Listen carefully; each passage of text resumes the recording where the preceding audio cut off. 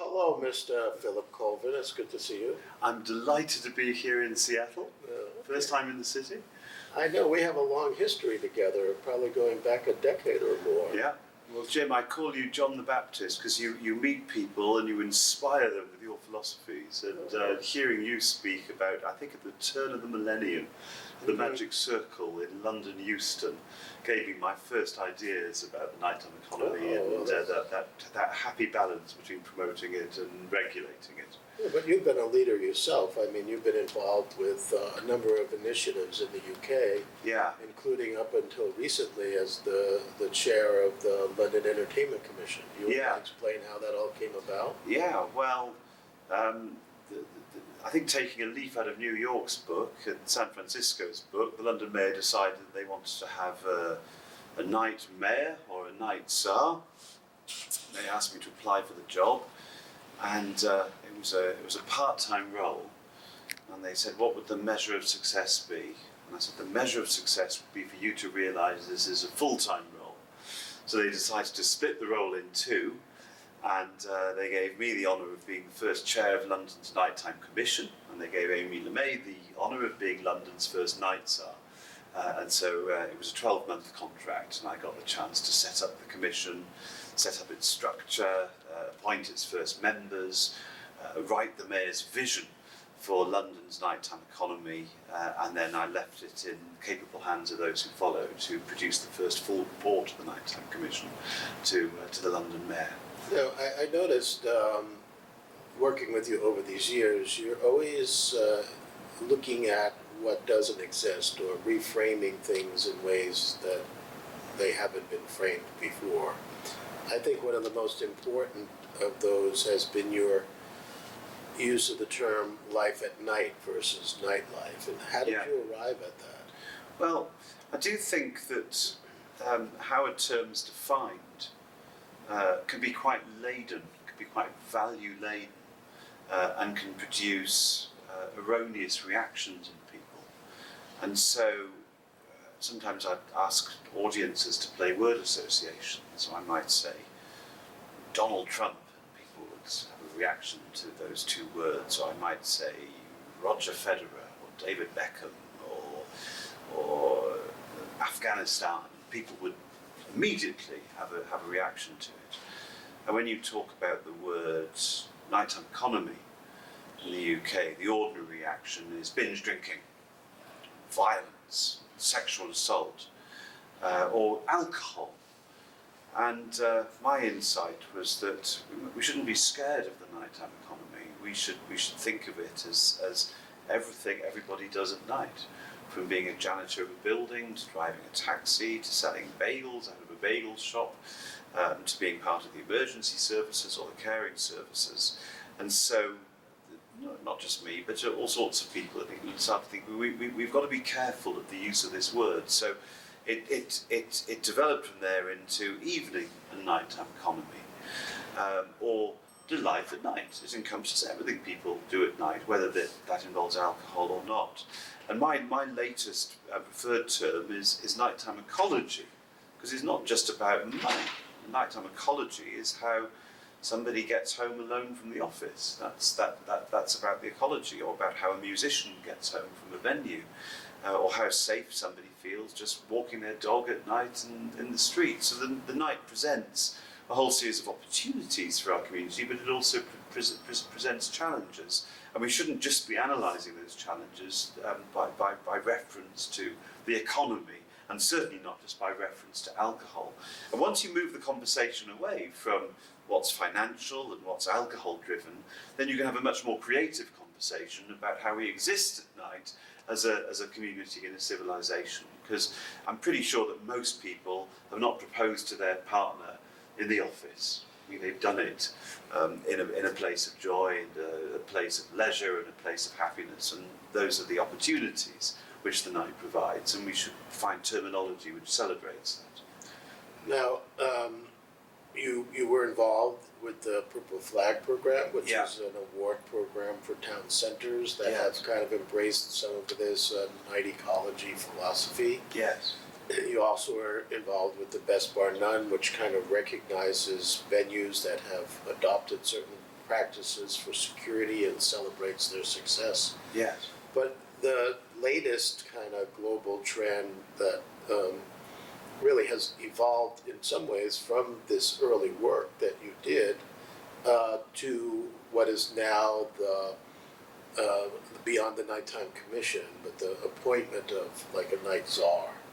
And today you're here at the summit and you facilitated a session with San Francisco that's had a structure in place for 17 years now, which probably represents one of the most evolved and advanced, but also New York City and Washington, D.C. And all three of these cities have a double component, a dedicated advisory board or commission or task force with key stakeholders that convene for one reason or another related to the nighttime economy or life at night, and then a dedicated staff person, whether it be a director or executive director or night manager or whatever the title is, like you have in London, the night czar. But I know that in London, the night czar and the nighttime commission weren't as formally linked as you have with DC, New York, and San Francisco.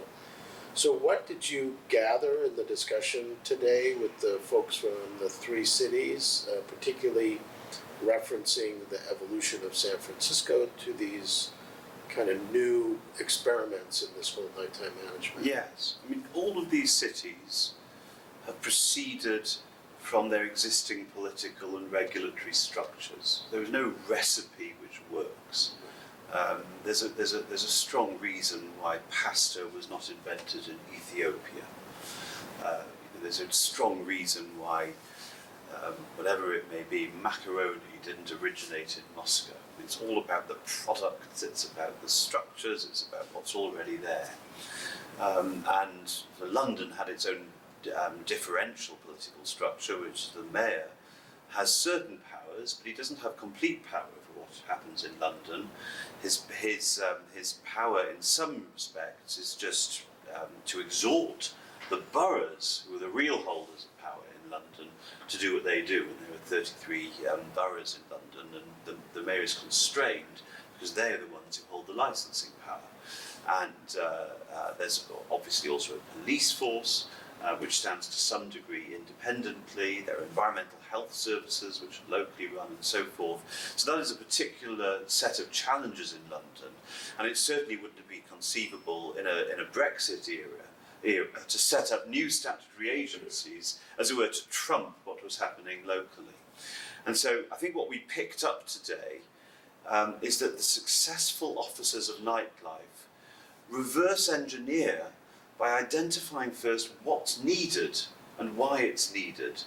Those that succeed are the ones that identify a gap, whether that gap is regulatory, whether it's advisory, whether it's in terms of advocacy, whether what's needed is management of the nighttime economy. First, do the metrics, do the measurements, understand the gaps, and then set up your office to fill the gaps. So in San Francisco, we learned that the origin of their commission was that nightlife and nightclubs, particularly the music providers, were being over-regulated and were in danger of being put out of business. And so it was necessary in that context to set up something which had regulatory powers to give the public and give the politicians assurance that everything which should be under control, particularly in terms of noise production, was under control. In New York, there they are with 25,000 venues and a global perspective on the nighttime economy and a need to attract a global audience and proclaim that New York is a wonderful place. So they've got a different set of challenges, and therefore a different set of functions arises from it. And so I was impressed in our session to see how each city had set up offices which responded to the particular challenges of those cities. Those cities who set this up merely as a sort of sinecure for the office holder, or as a sort of token that they've joined some global bandwagon, they will fail. Because eventually the political structure will change and the funding will be pulled because no one will see the value. But those cities that fill the gap and can then produce the analysis of what they're doing to demonstrate success, they will drive this movement on, and they will foster the success of their own cities. And so I hope in our session we try to tease out some of those challenges and also opportunities and successes. Well, this has been very informative. Now, you've go back to that first visit that we had, and now you've been 3 times to these events here. Yeah. If you were to come back to DC next year, what would you predict now will have changed in this whole evolutionary role of these commissions or staff like night mayors and night managers, based upon what you've learned and what you've seen coming to these events? And, Yeah. and what do you see the energy is that's emerging from all of this? Yes. Well, I mean, I've loved meeting you and working with you and chatting you on the phone, and we've come through London once or twice, and we've met up and we've touched base, and it's been a wonderful sort of lodestar for me in the way I think about things. And I would say, looking at the evolution of your organisation, some years ago would have been much more about creating safe cities. There'd have been far more of the talks would have been about security and policing.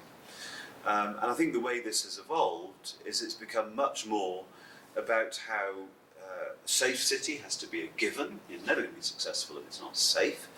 But it's about so much more than that. And it's about a celebration of the connections and the communications we get from a vibrant and successful and diverse nighttime ecology. And so as I've come to these events, I think we're seeing so much more of that, about those sorts of conversations. And also, I think that events such as this have been right at the middle of the reason why this night mayor, night czar, nighttime commission movement has gathered pace. So this has now become a sort of clearinghouse, a networking place where people can come and share their ideas.